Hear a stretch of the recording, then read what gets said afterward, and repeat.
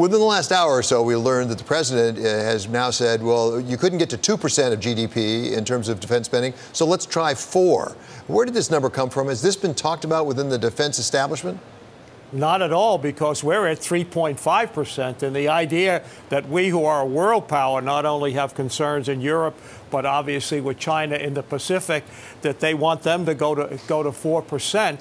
And he's also ignoring the fact that since 2014, NATO was actually, all the members have been increasing defense. They agreed that by 2024 that they would get to the 2% of GDP. So they're moving in the right direction. And the idea that somehow they're backsliding or don't understand what's happening is simply not true. So, Larry, where do we come up with these numbers at the beginning? Even the 2% number. Has somebody put pencil to paper and said, if we had that much money, this is how it would get spent? What would that money go for, and what would it do for our joint defense? Well, that's a key thing. People too often get obsessed with how much are you spending, what percentage of the GDP. It's not how much you spend, it's what are you spending on. Now, psychologically, this sends a message to Russia, because they adopted this after the Russians annexed Crimea, that NATO is getting serious about defense. But, Trump says, well, we spend, 70% of what NATO spends. No, in the NATO Common Defense Fund, which is where we work together, we only spend about a quarter of it. In a post-Soviet, post-9/11 world, can these members even justify the 4% to their country, to their public? And is it even needed?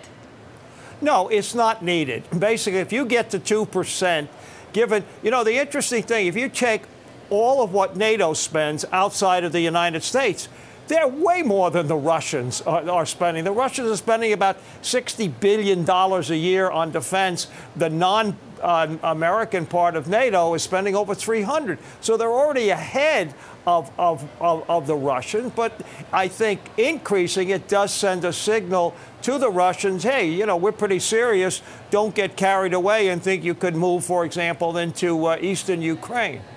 And yet the president is very much looking forward to that meeting with the Russian president, saying that that might be the easiest part of the trip.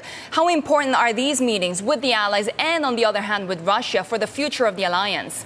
Well, the meetings with Russia are important, but you want to go in with a united front. I mean, Putin is watching your program and all the others and saying, hey, he's divided the alliance. No telling what's going to happen in the meeting with Chancellor Merkel. I can capitalize on that to push my agenda.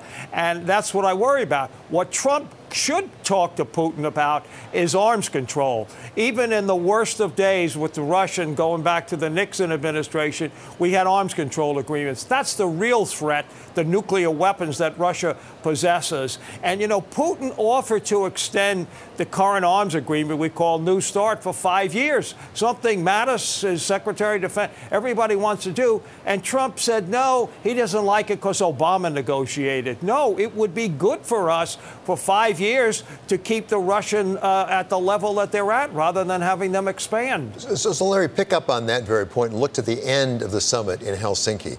It's been reported, at least, that President Putin might be looking for something that he could give to President Trump that would actually benefit President Trump, make him look like a hero. Is that something that might work if, in fact, he did come in and say, let's extend, even expand arms control? Do you expect that might be something on the agenda from President Putin's point of view? Well, it is, because he's the one who brought it up in a phone call with President Trump.